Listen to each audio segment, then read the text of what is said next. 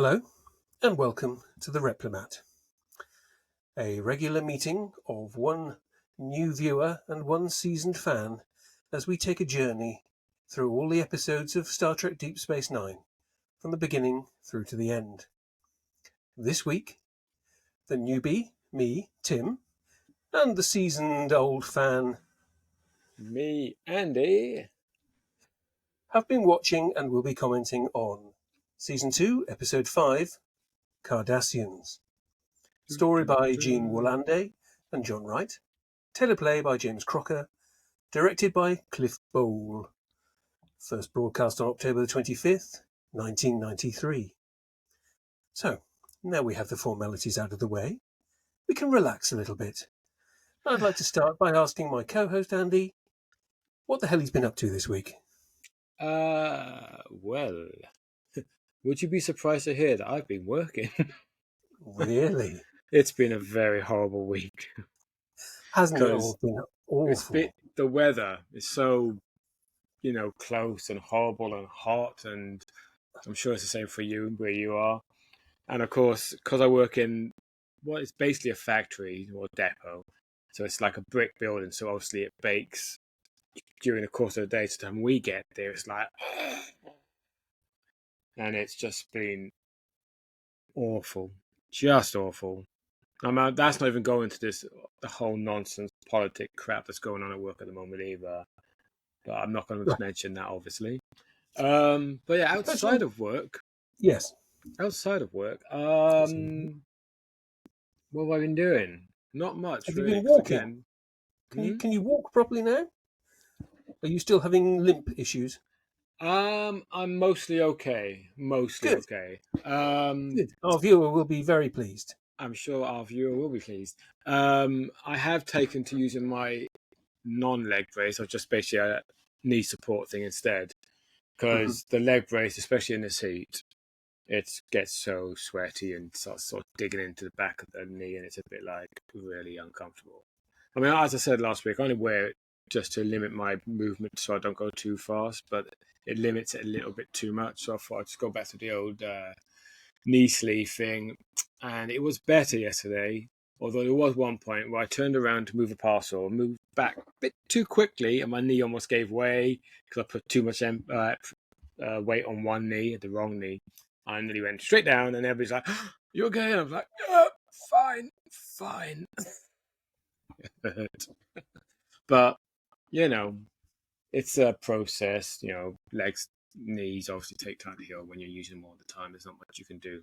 But outside of the old work, I have finished reading the Star Trek Picard novel, The Dark Veil, which was okay. Not the best book ever. It was a Riker Troy one, so it's another prequel because everything's a bloody prequel these days. Yeah, it was okay. It's a little bit too derivative of many other Star Trek type stories, more so than usual. And it's like, but what I've now started reading, because I did try to read this book by this guy called Simon Scarrow, I think his name was, or is, sure it's still his name. Which is basically a series of novels set during the Second World War, but it follows this detective in Germany solving crimes, which I thought, yes, nice, different way of looking at the war. But I didn't really get on with his prose style. It's all very, he walked into the room, he looked around, she moved this way, and it's like, well, can we get into the character a little bit? It's about the flow. It all comes from the character, how they're feeling, how they're responding. It's not just a set of directions. Yes, I think I remember you saying about this or something like this before. Oh yeah, that was another. It just book. reads like just very short, almost like a set of stage directions. Almost. Oh, that one was Lee Child. Oh yeah, it's not as bad as that, but it's a little similar. I mean, Lee Childs were very snap, which again, great for pacing, but not when it's all the time. This one, it's not so much it had real short sentences. It's just the sentences were very directive. There wasn't much description or emotion or character leading it. There was no perspective of the character essentially. So I decided, right, what I'm going to read instead, because I know this guy can write.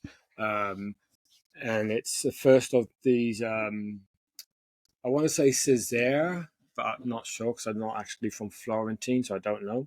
Or Florence, Florentine. By D.V. Bishop. It's the Right. first of a series, which is set during Renaissance Florence in 1536, which is basically a crime series set during then. And D.V. Bishop, who may be better known to you and to our viewer, hello. David Bishop? Correct.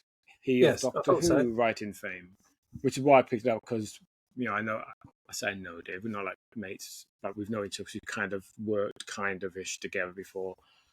And I know he can write. So I thought, actually, I like that because I've read before, what's his name?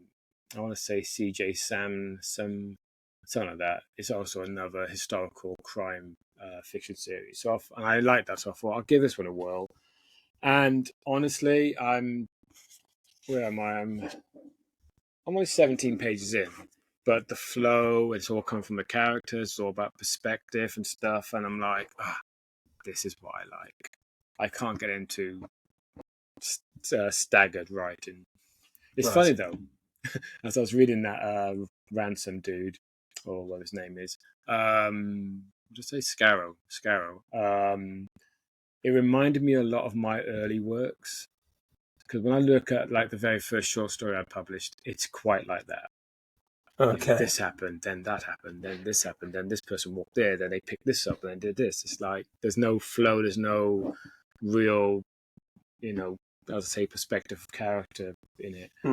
And so I'm reading, I'm thinking, oh, God, that was me like 20 years ago. So clearly I've improved because it really irks me when I'm reading it now. So something's improved.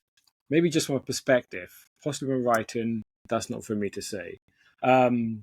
Outside of reading, obviously I've had a bit of TV stuff, not a whole lot because of this weather, although I don't start to like say 1 or 2 or whatever in the afternoon, during the latter after morning and stuff, it's so warm and,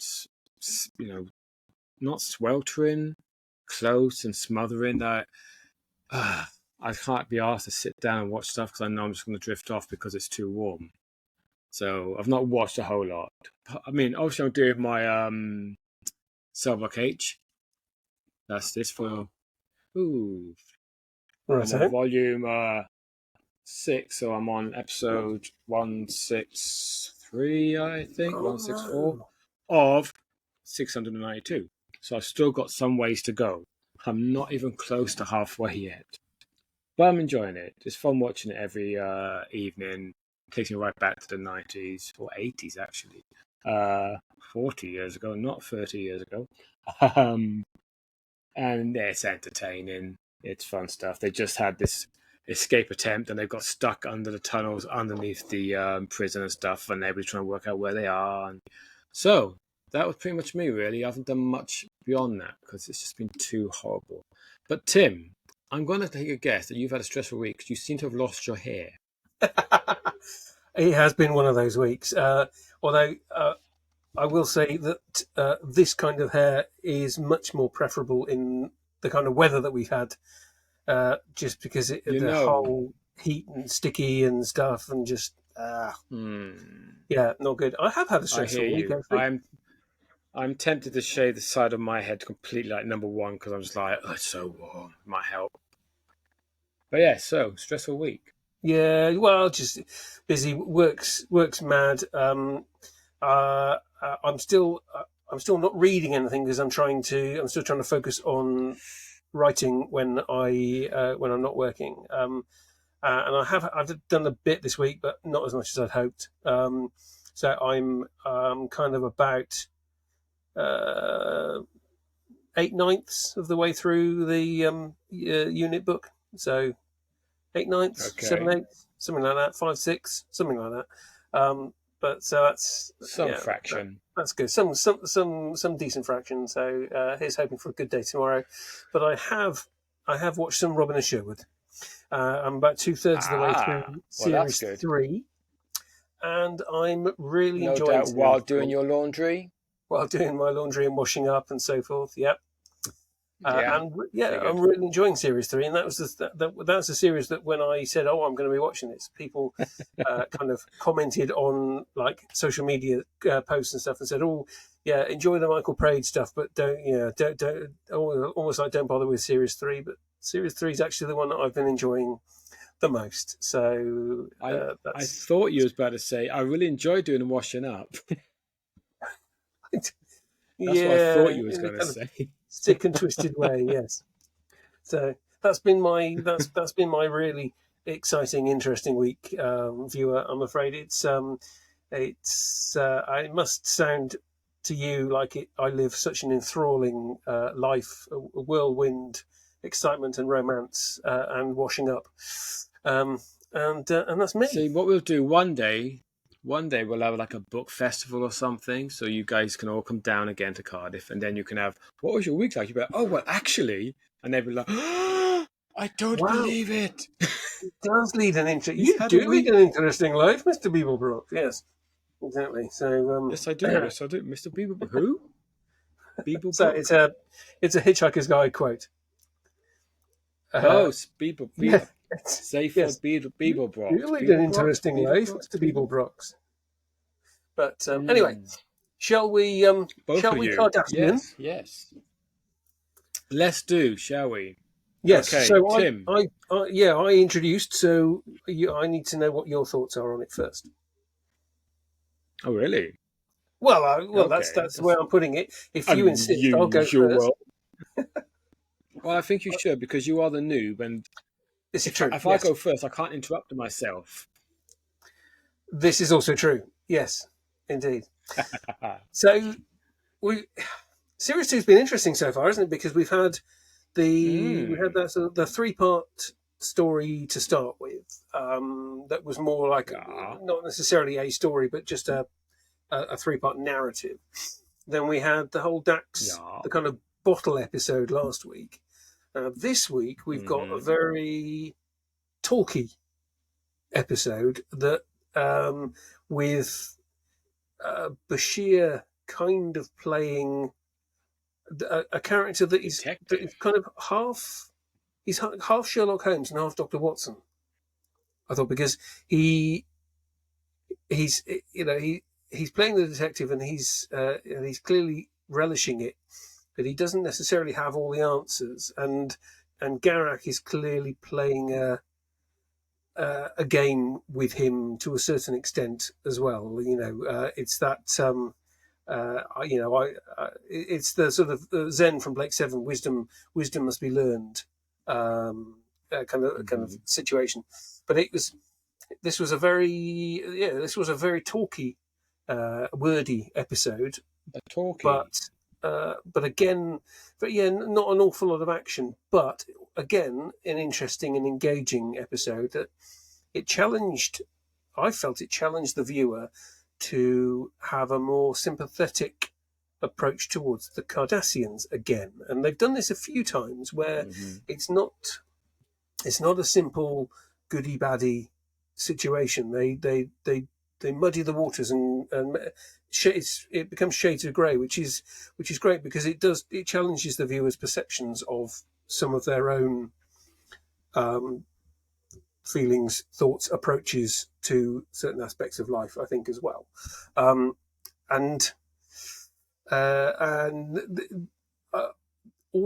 much all the way through, you've got this feeling that there's more going on than we're told, and then you get that lovely sort of summing up scene from Bashir at the end, where he walks in like Poirot does or whatever, and then starts talking to everyone in the room and bringing it all together and tying up all the sort of the loose ends, as it were. And he does it really well. He does. He's loving it. He's relishing the fact that he's got all this screen time, and he's got all very proud. Good scenes. Yeah, exactly. Garak's kind of like there, like a sort of almost like a proud father in the background. Here he goes. He's flourishing. I've sort of that was all me. That was all me. Exactly. And so, yeah, it was another engaging, enjoyable episode, but also, again, different from what we've seen before and seen recently, in a good way. So it keeps things varied, and there is it means that the series at the moment for me still isn't predictable. What I like about this episode, yeah, among pretty much everything you said there, to be fair, this is definitely not one we're going to disagree on, is kind of like the last time we did a Cardassian episode, which would have been Duet. There's no, other than the general setting, there's no sci-fi stuff in this, really. It's all about people. It's all about a very relatable situation of this kid. yes, And the fact that he was apparently found during a bad time, like a war, whatever, which we can all kind of relate to because we've had many of those in our history. Or kids being abandoned. It's not an unknown thing in this world, sadly. You know, and then there's that sort of almost a tug of war, and of course, you had the mystery of how did this all happen with Garak and Bashir playing their part, obviously. But no actual sci-fi. Yeah, they went down to the planet and all this stuff, and they're aliens, but that's just Deep Space Nine. But if you look beyond that, the story was pure, just drama, as you say. It's a talkie. It was just people investigating and trying to solve a situation. It didn't involve any sci-fi trickery or anything like that at all. Yeah, there was no bad guy as such. There was no enemy, no alien threat. There was no, they weren't up against the race against time or anything like that. It was literally just trying to work out where this kid came from. What do we do now his father's turned up? And before that, has he had some sort of abusive relation with his foster father? Because it feels like maybe there was. There's lovely, all kinds of nuance and stuff. That guy in the guy in Quarks who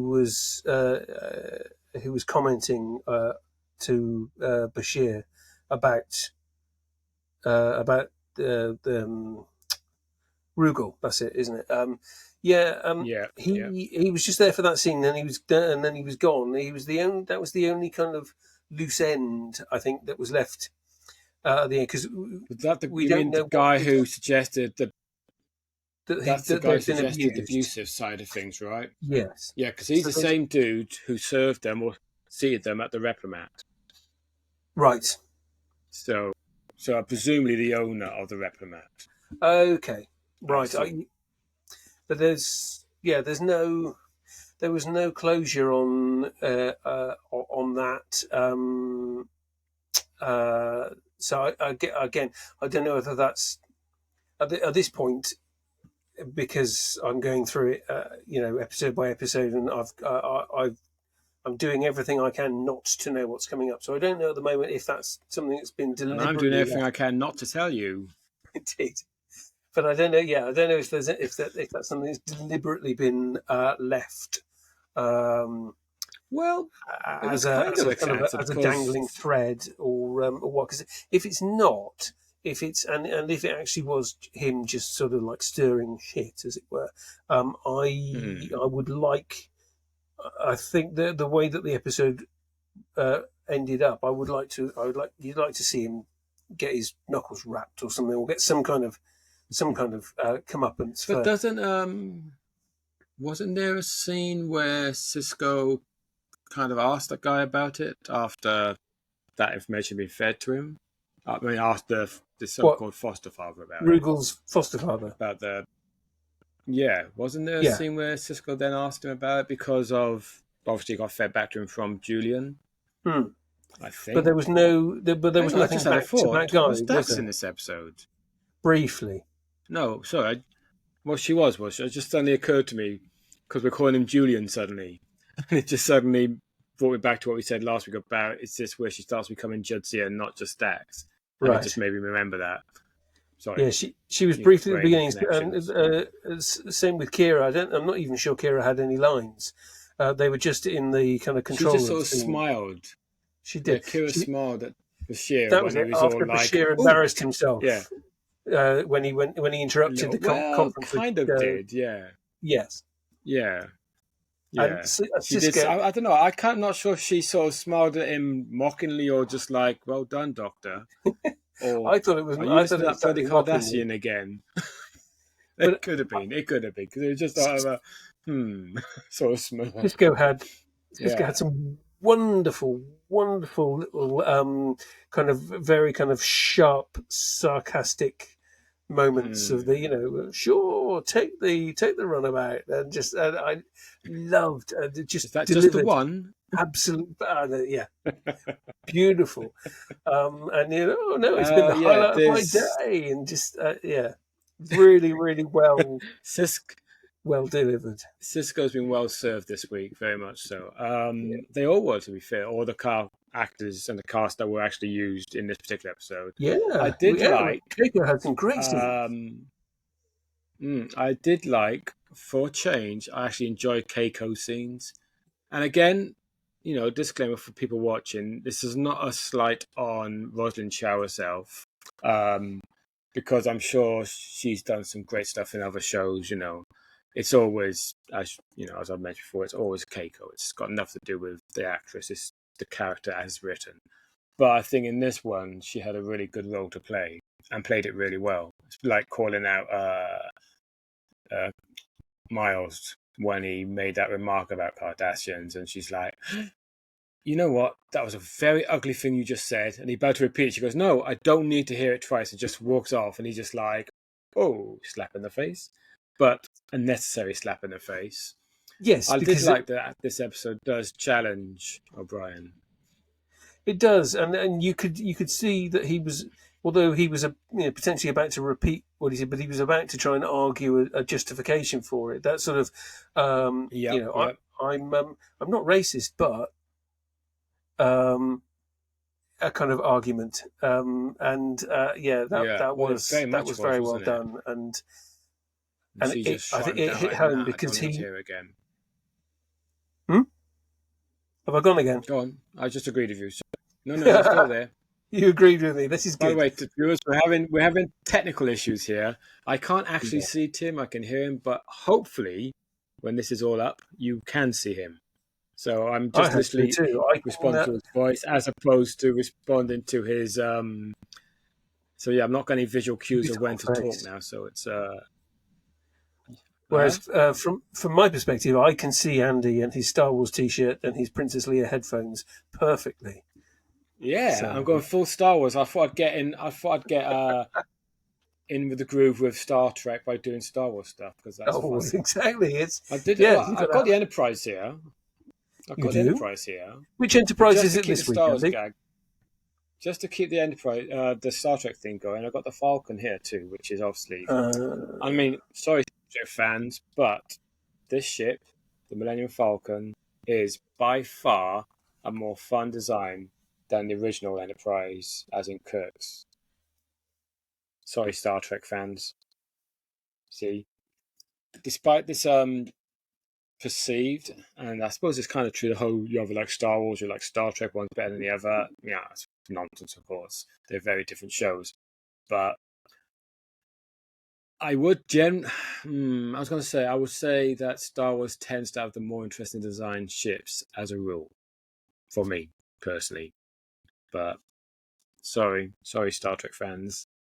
But yeah, I would Tim, agree sorry, I with can't that. see. So Yeah, you I would agree? agree with that wholeheartedly. But then I have always been a Star Wars fan, and I'm only now watching more Star Trek. So yeah, but I'd still agree with you. I'd say the Star Trek's issue. Sorry, since we're on a tangent, I might as well continue to its natural Indeed, yes. ending. Hand your way. Because tangents is what we do, right? Yeah, Tangina. Tangina? No, I Tangina. don't know what that was. I don't think It's we need hot to go over there here. again. I blame the heat. No, it's the blame. I blame the heat. What was I going to say? Oh yeah, I think the reason why Star Wars has the edge on ship design is because until recently, all ships were from somewhere else. So there's so much more variety. It's only now that we're seeing like a similarity in Corellian design, for instance, like the Falcon and the Ghost from Rebels. Yes. They look similar because they're both designed by the same shipyards. But as a rule, Star Wars ships more or less throughout Star Wars, they've always been very different. This is true. I've just noticed so many different races. Not my cat, my neighbour's cat. Oh, you have your neighbour's cat, technically. Right? Technically, yeah. This That's a is great Lottie. name for a cat. Well, I know. Technically, Lottie. Yes, she's up there. My cats are out, buried in the shade somewhere, probably, or maybe not, because cats love heat. So, so yeah, whereas Star Trek, their designs. I mean, I think variety's creeping in a little bit now. But Starfleet ships always follow the same basic premise. It's uniformity, Again, until isn't it? recent series. Yeah. Until recent series where they went for a phase where whoever started designing these ships when the shows first started coming back with New Trek, they didn't really seem to understand that Starfleet has an aesthetic, and they sort of pushed it a bit too far. Like, that doesn't look like a Starfleet ship.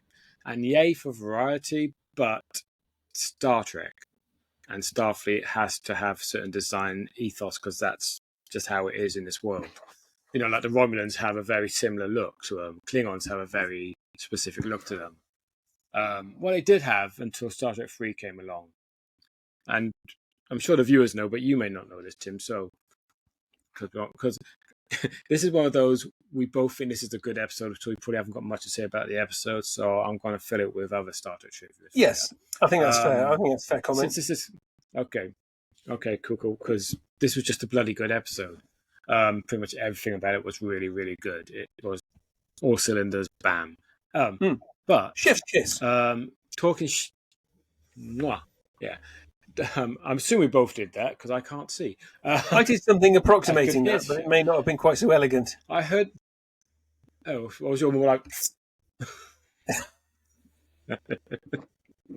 It's so fun. I can't. I'm hoping when this plays back, I'm going to watch it and laughing like, oh, okay, I can see his visual cues now, but I cannot see a single one of them right now. This is like doing a little podcast where you have no visual cue to know what's going on.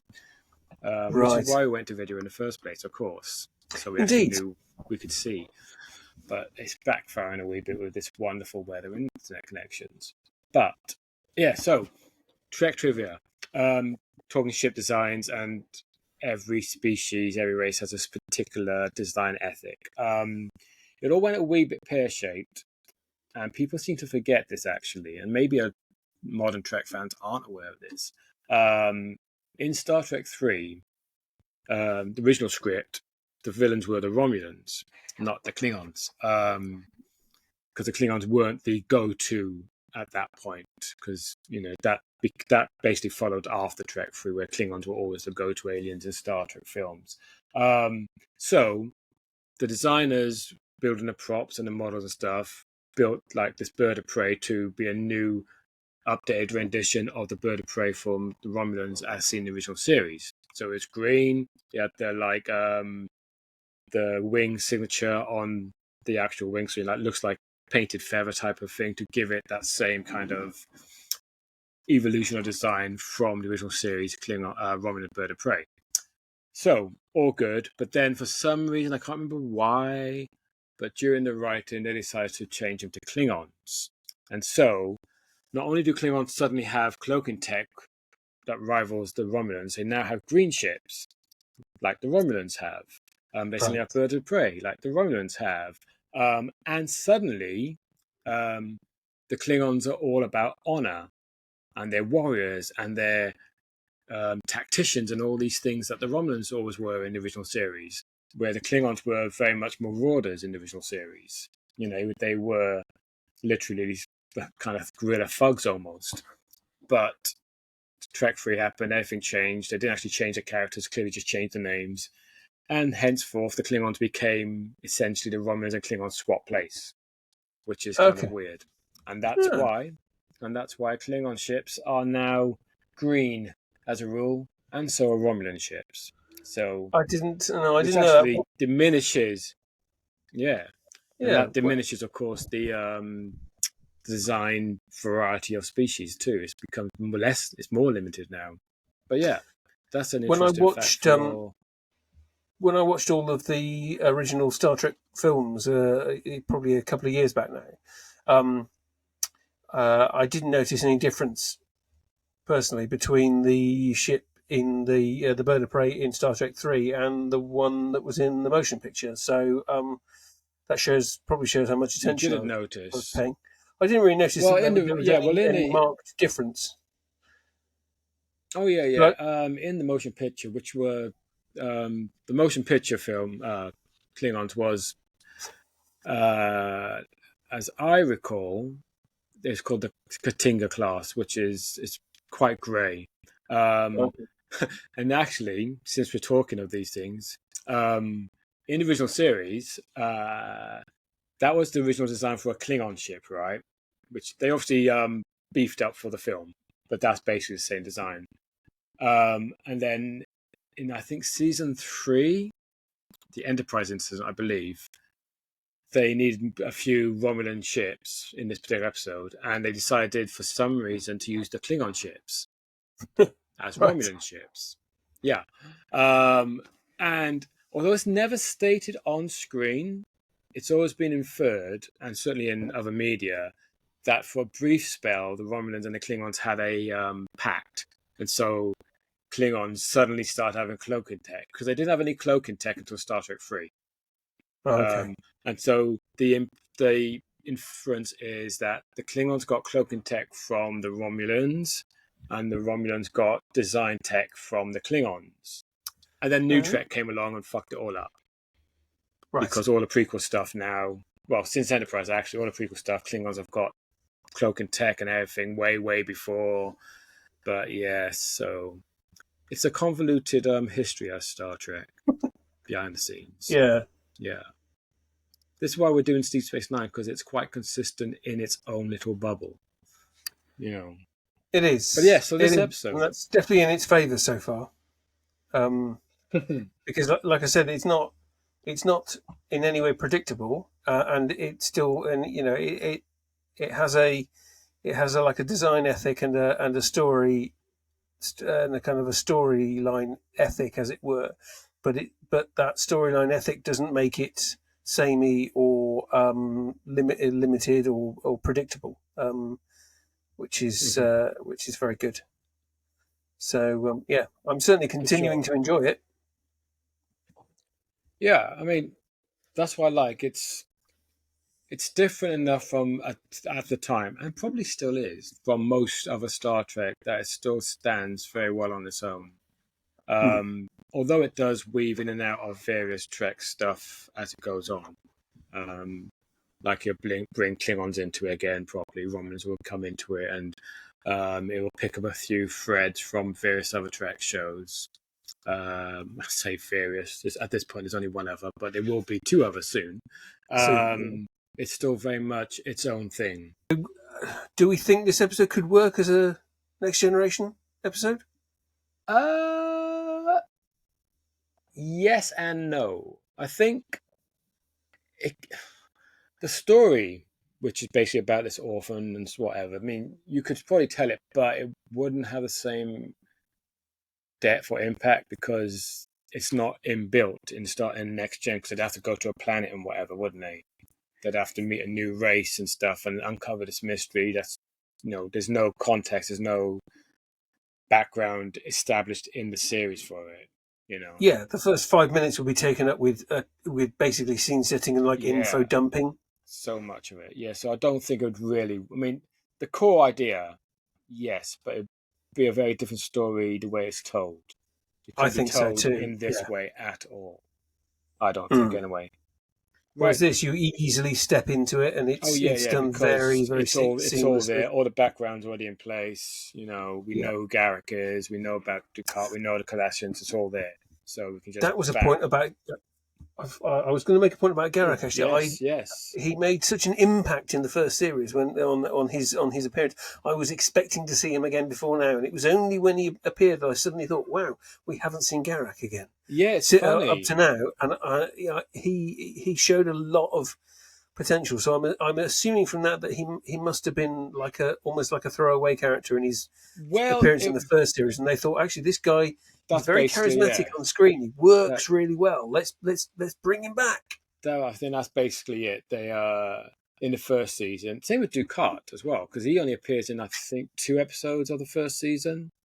Yes, but I was going to say actually this is basically where they become recurring, both of them.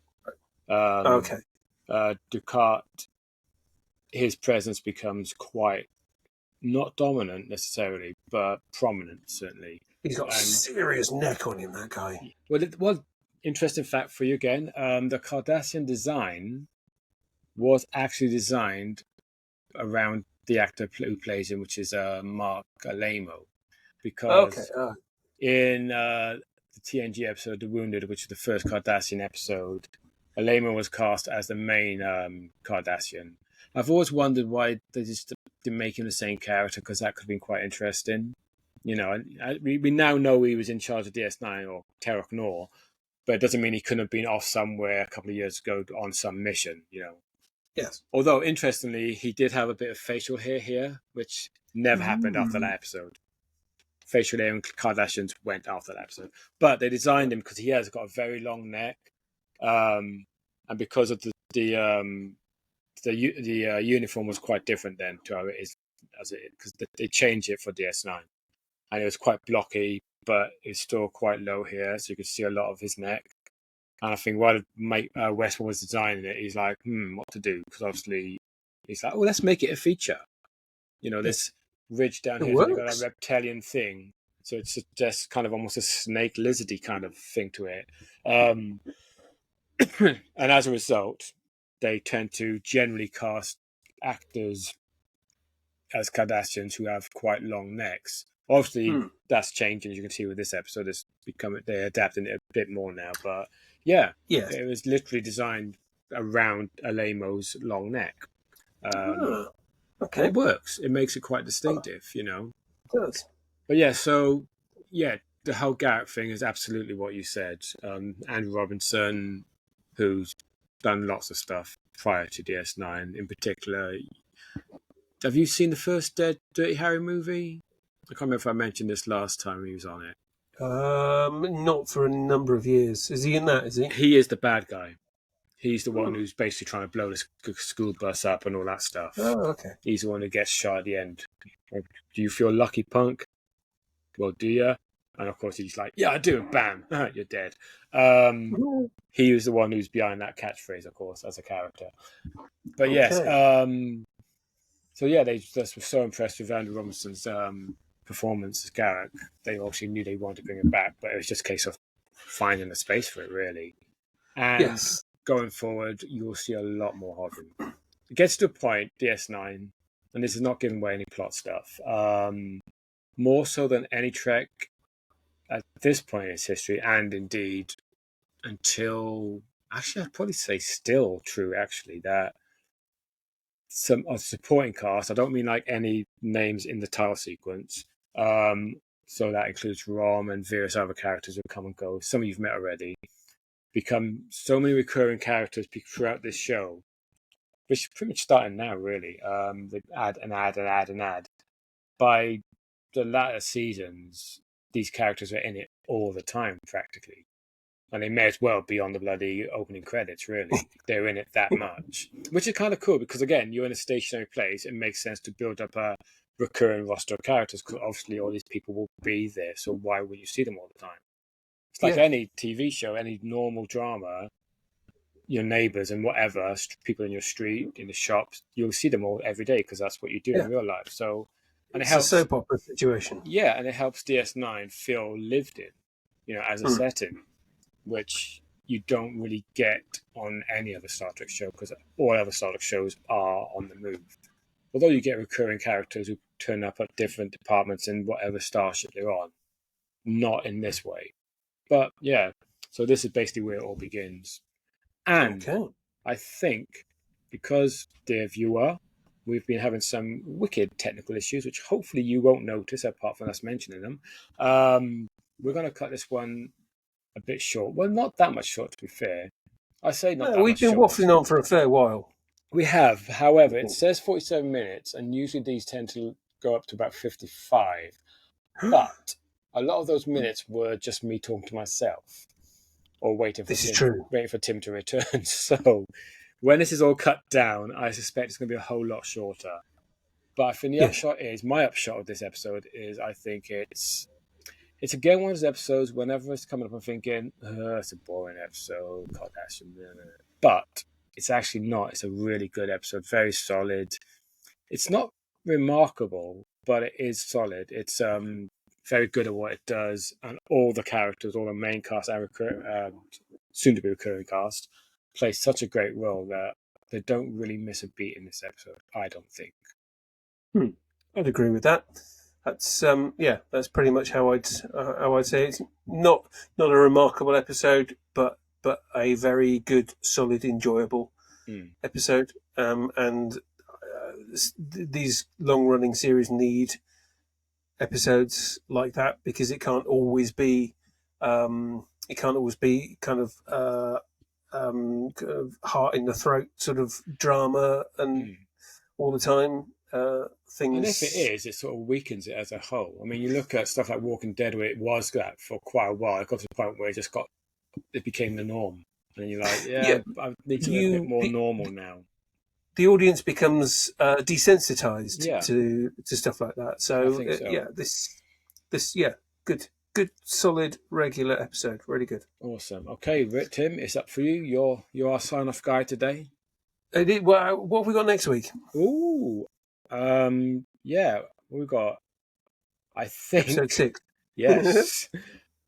Well, look, I'm imagining the menu screen on my TV because obviously I'm watching it on DVD. Yeah. And I think it goes that way.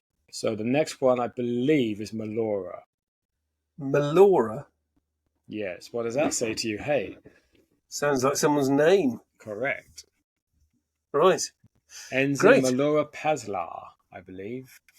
And you will, or you might not, and you may forget by next week, but you may or may not recognize the actress playing the part.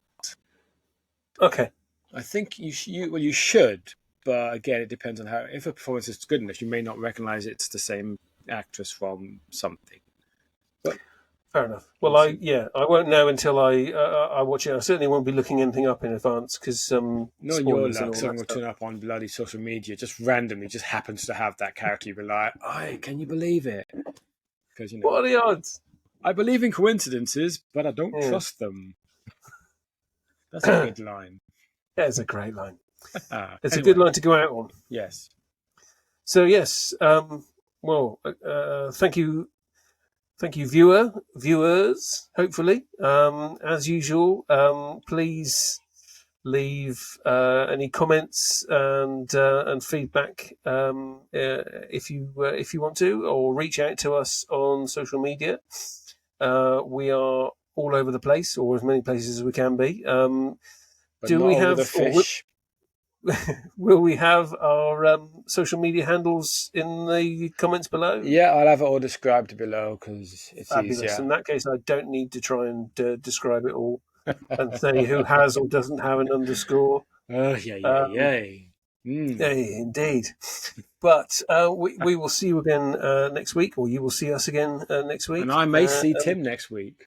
He may see me next week. He may be talking to a black screen again. We'll have to see. In which case, you can look forward to 45 minutes of Andy talking to himself. Or Andy can look forward to 45 minutes of Andy talking to himself. Well, it could well be that we can't see you. I don't know yet. Hopefully, it hasn't been me just talking to a black screen with occasional bits of Tim, but we'll see. I won't know until I try and edit this all together. Yeah, otherwise it's getting dangerously semiotic and post-structuralist. So let's move on quickly. So until then, thank you very much. I have been Tim, and he has been... I have been Andy. Yes, with extra E. Extra E's. Yes, full of energy. Yes, and so until next week, thank you very much, and good night. And good night. Bye-bye, Duggan.